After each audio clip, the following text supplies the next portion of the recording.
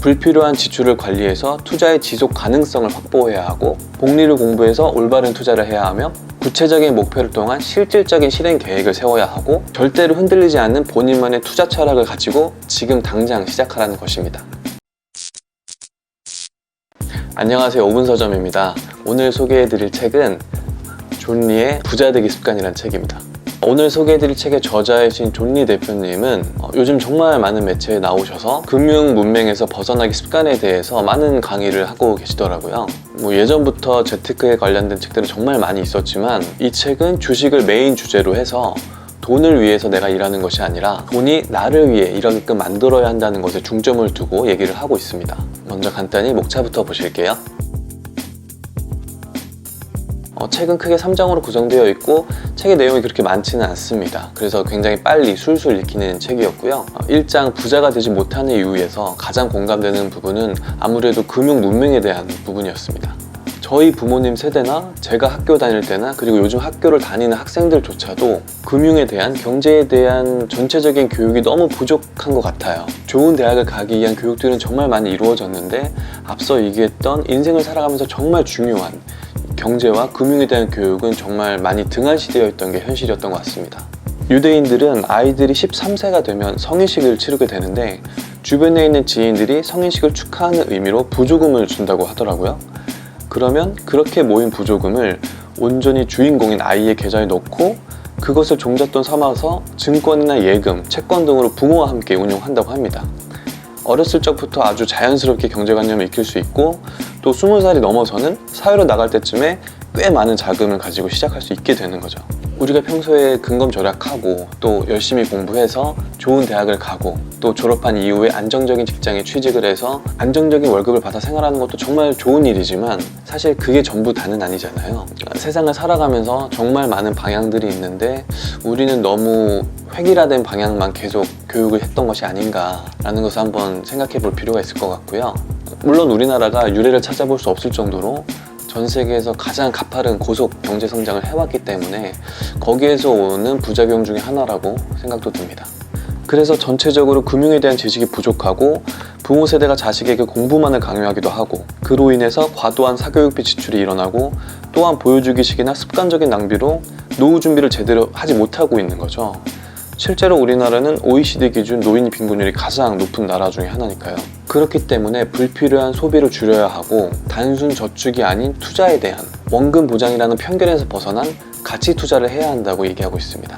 그리고 너무 과도한 부동산에 대한 집착은 일본의 잃어버린 30년을 반면교사로 삼아서 절대로 무리해서는 안 된다고 조언하고 있습니다. 부동산 투자는 무조건 거품이다, 절대로 무리해서 해서는 안 된다라는 것이 아니라 부동산만 믿고 올인해서는 안 된다는 것이죠.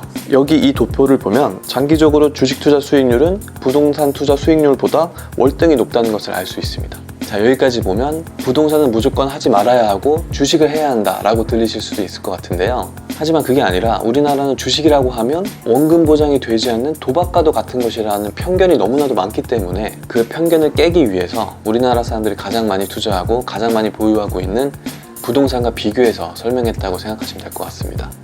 2장 돈을 위해 일하지 말고 반드시 돈이 당신을 위해 일하게 해라 에서는 크게 자본소득에 대한 설명이라고 보시면 될 것 같습니다. 우리 대부분의 사람들은 우리의 노동력을 누군가에게 제공하고 그에 대한 보상으로 근로소득을 얻습니다. 하지만 본인의 노동력으로 얻을 수 있는 근로소득은 내가 움직여야만 얻을 수 있는 소득이기 때문에 소득에 한계가 있고, 또한 은퇴를 하게 되면 더 이상의 소득을 기대하기 힘들기 때문에 나중에 노후 빈곤을 겪게 될 가능성이 커지는 거죠. 분명 노동의 가치는 신성한 것이지만, 결국 진정한 경제적 자유를 얻기 위해서는 가지고 있는 자본이 일하게 해서 소득을 얻을 수 있는 자본소득이 필수적이라는 것입니다. 그렇기 때문에 가장 유연성 있는 자본 중에 하나인 주식에 대해서 중점적으로 설명을 하고 있고, 물론 자본가가 되는 가장 빠른 방법은 창업을 하는 것이지만, 주식 투자를 통해서도 주주가 되어 회사의 주인이 될 수 있다는 점입니다. 그 중에서 가장 중요한 것 중에 하나는, 주식 투자는 정보의 싸움이 아니라 참을성과 철학의 싸움임을 기억해야 한다는 것입니다. 이 얘기를 좋아하진 않지만 일명 개미라고 하죠. 이런 개미 투자자들이 투자 타이밍을 맞추지 못해서, 그래서 주식 투자는 무조건 실패한다라는 인식이 있는데, 사실 정보를 올바르게 해석해서 어떤 주식을 장기적으로 보유하는 것에 따라서 주식 투자의 성공 여부가 달려있다는 것입니다. 자, 마지막 3장입니다. 3장 경제 독립을 위한 여정 10단계에서는 구체적인 실행 계획을 설명한다고 보시면 됩니다. 일단은 단계별로 쭉 나열해서 한번 보도록 하겠습니다.